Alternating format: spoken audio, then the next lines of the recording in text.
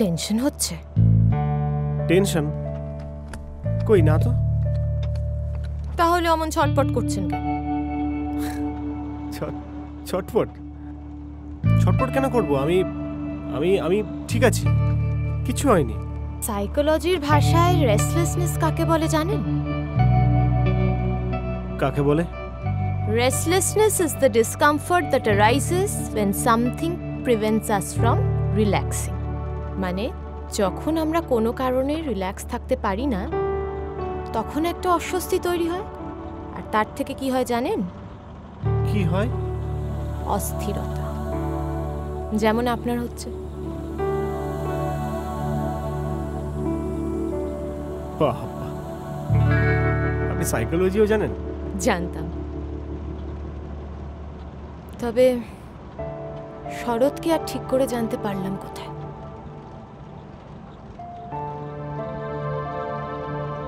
বইয়ে নলেজ দিয়ে বিল্ডিং হয় ম্যাডাম, ভালোবাসা হয় না।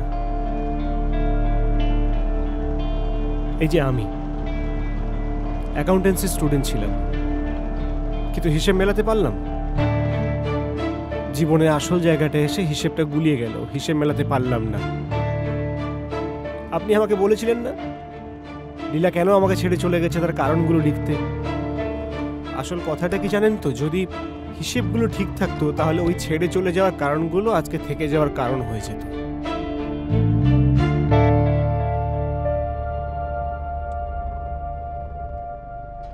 আমাদের সবারই পছন্দ অপছন্দ আলাদা হতেই পারে, সেটাই তো স্বাভাবিক। কিন্তু সেই পছন্দ অপছন্দগুলোকে রেসপেক্ট দেওয়াকেই ভালোবাসা বলে। আর একজন হাজবেন্ড আর ওয়াইফের সম্পর্কটা হচ্ছে একটা কমপ্লিট মেনু কার্ড, সেখানে টক ঝাল মিষ্টি সব থাকবে, কিন্তু দিনের শেষে তৃপ্তিটাই তো আসল।